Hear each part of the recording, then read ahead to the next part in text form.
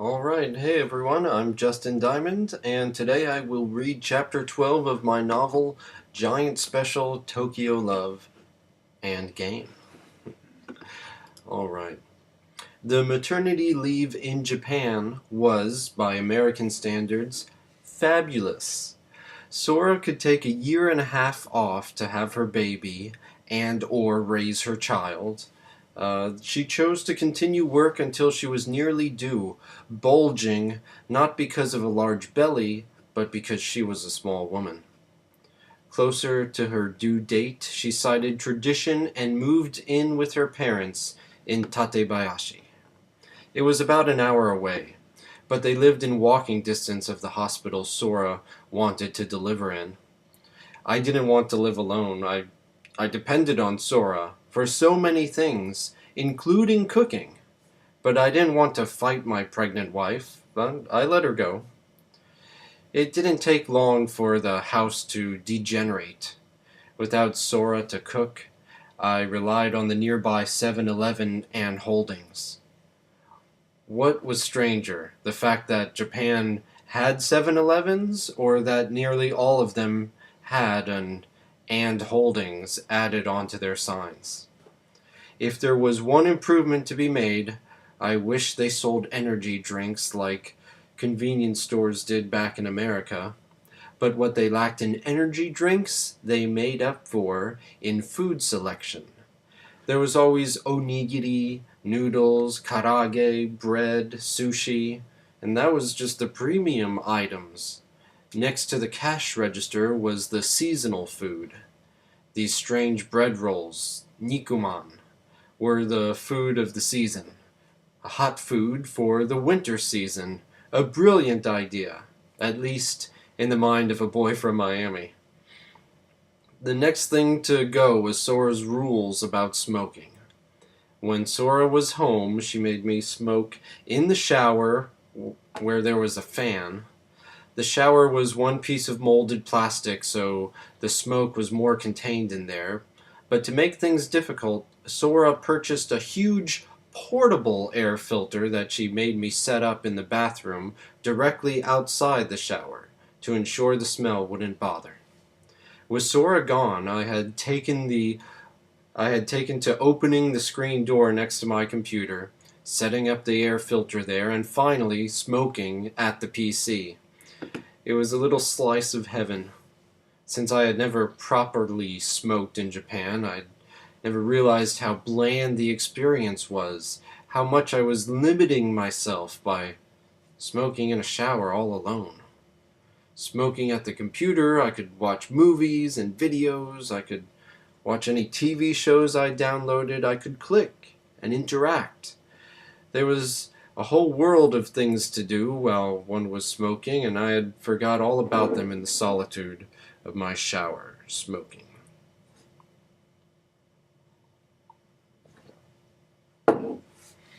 Meanwhile, at the English school, ding dong! A simple female student walked into my cubicle. "My name?" she asked, pointing to her nose. "Is Yuriko." We got straight to the lesson, making small talk while I wrote notes on a pad with our company logo in the corner. Yuriko was older. She had visible lines on her face. Most Japanese women hid their age well. But being surrounded by them, I slowly learned to see the nuances of how they aged so gracefully. There was a rule at my school: do not speak about warps. War, age, religion, politics, and sex. I couldn't flat out ask Yuriko how old she was, but I thought she looked well into her 40s. What threw my estimate off, if anything, was that she was white, very fair-skinned. It was a rule of nature that although white skin is cherished for its beauty, it also has the shortest warranty. With such fair skin, wrinkles were inevitable. "Thank you," Yuriko said at the end of the lesson. She still couldn't do the TH sound. "For a wonderful beautiful English lesson," she finished, bowing and backpedaling out of my cubicle. The next week she took another, and then a third. Yuriko didn't say much about herself. When she finally asked me what I liked, I said, "Go." It was a Japanese word, go, and so I was disappointed at first when she didn't understand. But with a pen and pad right in front of me, I sketched out a simple drawing of black and white circles on a grid, and Yuriko's eyes widened and she nodded her head in recognition. "Ego," she said. I had heard to go referred to as ego several times now. As far as I knew, the two terms were interchangeable. "I like ego too," Yuriko said, but unsure of her sentence, she corrected herself. "As well." It was all she had to say for me to learn two things. One, that it was a lie, a flat-out, bald-faced lie, and two, that Yuriko liked me. What exactly she liked, I had no idea.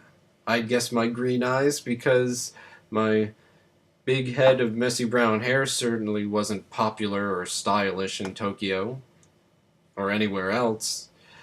And maybe she likes me because she knows there's no possibility of attachment. That was taking into account our rather large age difference. The first lesson we had together, after Sora moved out, I proposed we exchange numbers. Yuriko was thrilled. We met at a Freshness Burger in Ikebukuro. Yuriko paid. Our next meeting was at night at a posh restaurant in a nearby skyscraper I'd never been inside before.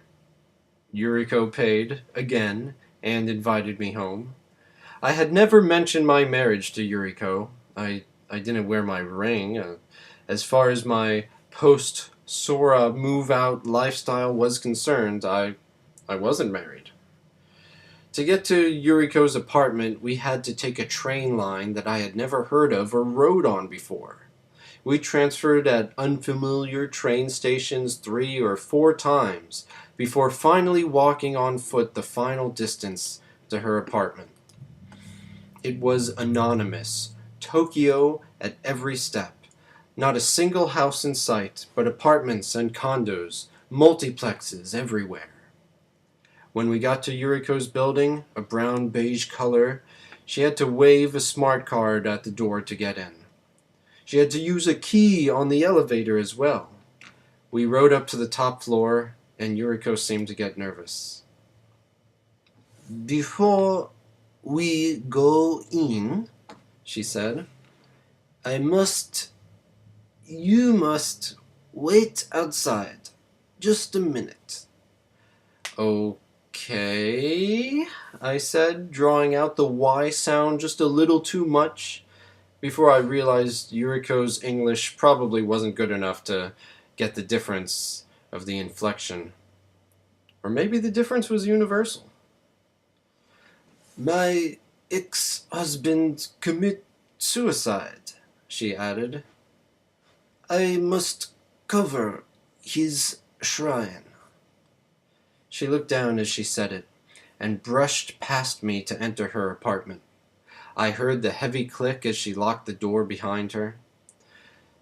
As she locked me out, I turned around and enjoyed a beautiful panoramic view of the Tokyo skyline. Highways racing, red lights flashing, for a few minutes or an eternity before she opened the door and invited me in. I could see it in the corner of her living room. Yuriko's suicided ex-husband's shrine. It looked quite similar to a ghost, a simple off-blue sheet laid over something that I may have otherwise guessed to be a TV. I didn't have the desire to peek under the sheet, but I saw that it was dominated by a large photo of her late husband. I could just see a dark shadow where the man's bust was, until Yuriko came from the side room, her bedroom, and stole up my attention. We hugged. The hug turned into a kiss, the kiss into a full-on make-out session. I pushed her, gently guided her backwards towards her bed. She didn't resist. We had sex.